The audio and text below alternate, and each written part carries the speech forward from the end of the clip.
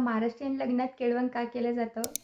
Click करून हा video पाहताय म्हणजे नक्कीच तुम्हाला याबद्दलची एवढी माहिती नाही आहे आणि ती जाणून घेण्यासाठी तुम्ही हा व्हिडिओ पाहण्यासाठी आलात आणि तुम्ही योग्य ठिकाणी आला आहात.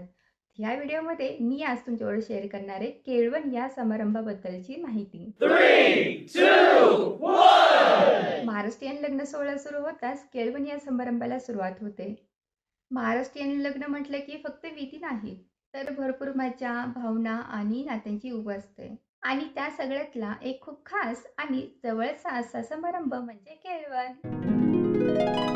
सोप्या भाषेत सांगायचं तर लग्नाआधी वधू किंवा वराला त्यांच्या नातेवाईकांनी घरी बोलावून प्रेमाने जेवायला घालणे म्हणजे केळवण.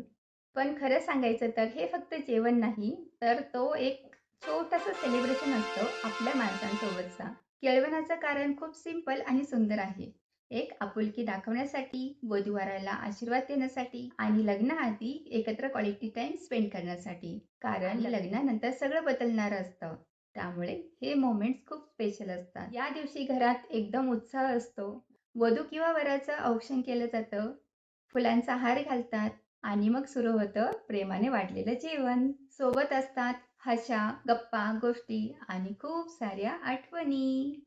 केळवण म्हटलं की फूड हे मेन अट्रॅक्शन. पुरणपोळी, भाजी, आमटी, भात, लाडू, व्हेज, नॉन-व्हेज जेवण.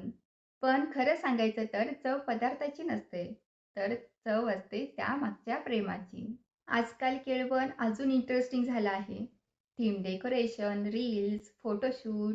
पण कितीही मॉडर्न झालं तरी त्यामागची भावना आजही तशीच आहे. केळवण म्हणजे थोडं हसणं, थोडं भावुक होणं आणि खूप साऱ्या आठवणी तयार करणे. कारण शेवटी हे सगळं असतं आपल्या माणसांसाठी. ओव्हरऑल केळवण ही एक सुंदर परंपरा आहे महाराष्ट्रातल्या लग्न सोहळ्यातली. अशाच इन्फॉर्मेटिव्ह व्हिडिओजसाठी आपल्या चॅनेलला सबस्क्राईब करा, लाईक करा, शेअर करा, कमेंट करा. भेटूया पुढच्या एका नवीन व्हिडिओमध्ये. तोपर्यंत सर्वांनी काळजी घ्या. Bye bye.